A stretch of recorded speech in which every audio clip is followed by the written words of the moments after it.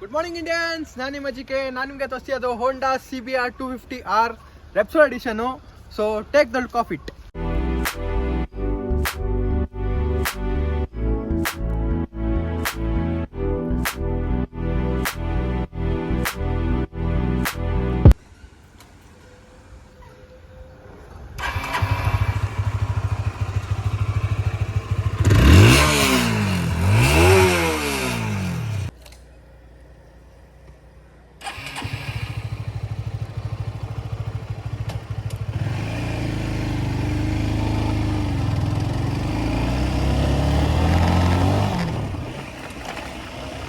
ಹೋಂಡಾ engine ಎಷ್ಟೇ ಹಳೇದಾಗಿರ್ಬೋದು, ಆದರೆ ಇದು ಕೂಡ ರಿಫೈನ್ಮೆಂಟ್ ನೆಕ್ಸ್ಟ್ ಲೆವೆಲು. ಈ ಗಾಡಿ 12 years old, but 12 years old ಅಂತಲೇ ಅನಿಸಲ್ಲ ಈ ಗಾಡಿ. ಈ ಗಾಡಿ ಇಂಜಿನ್ ಸ್ಪೆಸಿಫಿಕೇಷನ್ ನೋಡೋಕೆ ಹೋದರೆ 249cc liquid cooled, 4 stroke 4 valve single cylinder ಕೊಡ್ತಾರೆ.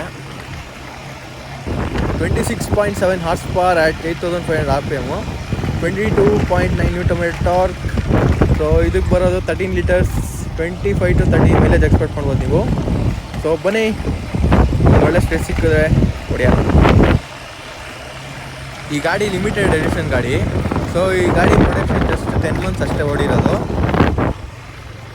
ಈ ಗಾಡಿ ಪ್ರಾಪರ್ ಮಾಡೆಲ್ ಹೆಸರು CBR 250R ರೆಪ್ಸೋಲ್ HRC ಎಡಿಷನ್ ಅಂತ.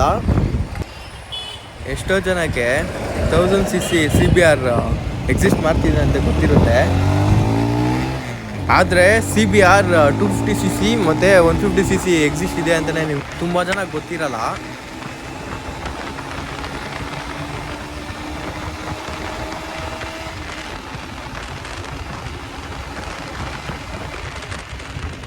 ಗಾಡಿ ಸಿಗೋದು ತುಂಬ ರೇರು. ಏನಕ್ಕಂದರೆ ರೆಪ್ಸೋಲ್ ಇಲ್ಲಾಂದರೆ HRC ಎಡಿಷನ್ ನಿಮ್ಗೆ ನೋಡೋಕ್ಕೆ ತುಂಬ ಸಿಕ್ಬಿಡುತ್ತೆ, ಆದರೆ ರೆಪ್ಸೋಲ್ HRC ಎಡಿಷನ್ ನೋಡೋಕ್ಕೆ ತುಂಬ ರೇರು.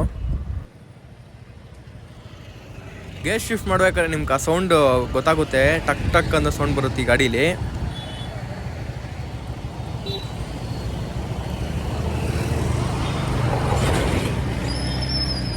ಇದರಲ್ಲಿ ನನಗೆ ರಿಫೈನ್ಮೆಂಟ್ ತುಂಬ ಇಷ್ಟ ಆಯಿತು. RPM ಮೀಟ್ರ್ ನೋಡಿದ್ರೆ ಏನೋ ಒಂಥರ ಖುಷಿ.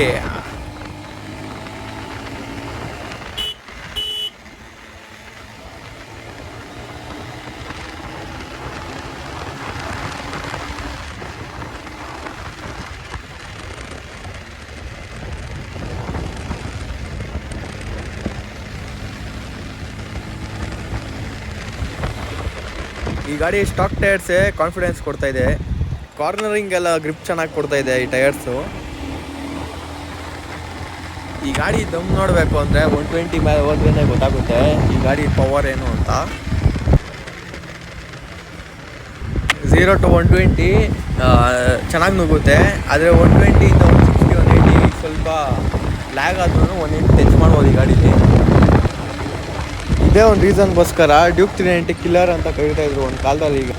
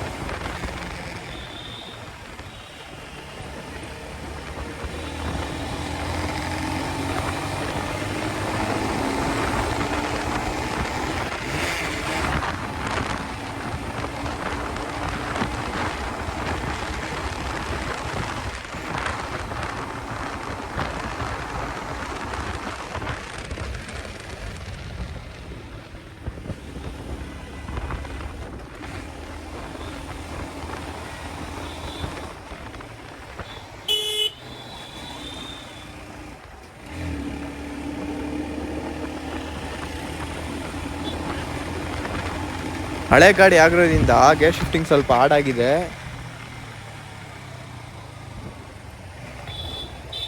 ಈ ಗಾಡಿ ಸೀಟಿಂಗ್ ಕಂಫರ್ಟ್ ಬಗ್ಗೆ ಹೇಳಬೇಕು ಅಂದರೆ ತುಂಬ ಕಂಫರ್ಟಬಲ್ ಫೀಲ್ ಆಯಿತು ನನಗೆ. ಆಮೇಲೆ ಅಗ್ರೆಷನ್ ಪೋಸ್ಟ್ರೂ ಅಷ್ಟು ಇಲ್ಲ ಈ ಗಾಡಿದು.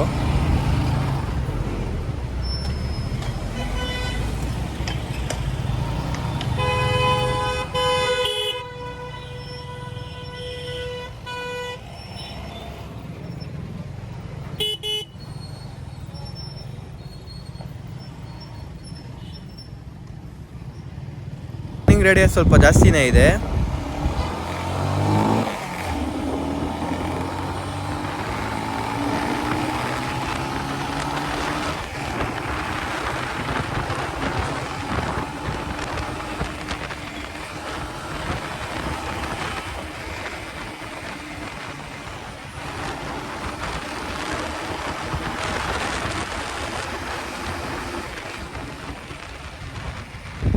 ಸ್ಪೀಡಿಂಗಲ್ಲಿ 100, 120 ಎಲ್ಲ ಪೀಸ್ಫುಲ್ಲಾಗಿ ಓಡಿಸ್ಬೋದು ಈ ಗಾಡಿನ.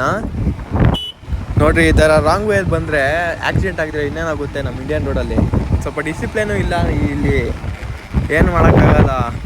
ನನಗೆ ಎಷ್ಟು ಚೀಪ್ ಅನಿಸ್ಬಿಡ್ತು ಅಂದರೆ, ಈ ಥರದೆಲ್ಲ ಇದ್ದಾರೆ ಜನ.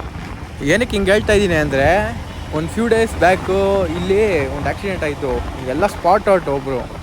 ಅದಕ್ಕೇ ಈ ಥರ ಎಲ್ಲ ರಾಂಗು ಅಂತ ಗೊತ್ತಿದ್ರೂ ಬರ್ತಾರೆ ಜನ. ಈ ನಡುವೆ ಇದೆಲ್ಲ ಕಾಮನ್ ಆಗಿಬಿಡೈತೆ. ಹೈವೇಲೂ ಅಷ್ಟೇ, ಜನ ನಡ್ಕೊಂಬರ್ತಾ ಇರ್ತಾರೆ ಸುಮ್ಮನೆ, ಹತ್ತಾಯ್ತಾ ನೋಡೋಲ್ಲ, ಏನಿಲ್ಲ. ಆಮೇಲೆ ಇದೇ ದೊಡ್ಡ ಪ್ರಾಬ್ಲಮ್ ಆಗ್ಬಿಡೈತೆ ನಮ್ಮ ಇಂಡಿಯನ್ ರೋಡ್ಸಲ್ಲಿ ಈ ನಡುವೆ. ಸರಿ, ಈ ವಿಷಯ ಬಿಟ್ಟಾಕನ.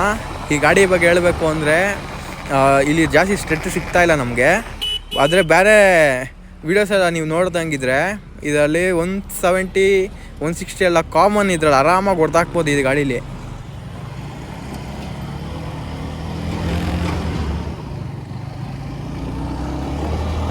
ಗಾಡಿ ತುಂಬ ಇಷ್ಟ ಆಗಿದ್ದು ನನಗೆ ಸೀಟಿಂಗ್ ಕಂಫರ್ಟು. ಅದನ್ನು ಬಿಟ್ಟರೆ ರಿಸ್ಟ್ ಪೇನ್ ಸ್ವಲ್ಪ ನಿಮಗೆ ಪೇನ್ ಫೀಲ್ ಆಗುತ್ತೆ ನಿಮಗೆ ಬೇರೆ ಗಾಡಿ ಕಂಪೇರ್ ಮಾಡಿದ್ರೆ. HRC ಅಂದರೆ ಹೋಂಡಾ ರೇಸಿಂಗ್ ಕಾರ್ಪೊರೇಷನ್ ಅಂತ. ಸೊ ಈ ಗಾಡಿ ಬಗ್ಗೆ ಹೇಳಬೇಕು ಅಂದರೆ ರೆಪ್ಸಾಲ್ ಜೊತೆ ಕೊಲಾಬ್ ಮಾಡಿರೋದ್ರಿಂದ ರೆಪ್ಸಾಲ್ HRC ಎಡಿಷನ್ ಅಂತ. ಸೊ ನೋಡಿ, ಇದೇ ಎಕ್ಸಾಂಪಲ್ ಪಕ್ಕದಲ್ಲಿ ನೋಡಿ ಹೆಂಗೆ ಓಡ್ತಾವ್ರೆ ಜನ. ಇದು ಇನ್ಸ್ಟ್ರೂಮೆಂಟ್ ಕ್ಲಸ್ಟರ್ ಬಗ್ಗೆ ಹೇಳಬೇಕು ಅಂದರೆ ಡಿಜಿಟಲ್ ಆ್ಯಂಡ್ ಅನಲಾಗ್ ಯೂನಿಟು. ಆಮೇಲೆ ಇದರದ್ದು ಸ್ಪೀಡೋಮೀಟರು, ಆಮೇಲೆ ಕ್ಲಾಕು, ಫ್ಯೂಲ್ ಲೆವೆಲ್ಲು ಮತ್ತು ಇಂಜಿನ್ ಟೆಂಪ್ರೇಚರ್ ತೋರಿಸುತ್ತೆ. ಆಮೇಲೆ ಟ್ರಿಪ್ ಮೀಟರ್ ಬೇರೆ ತೋರಿಸುತ್ತೆ ಇದರಲ್ಲಿ.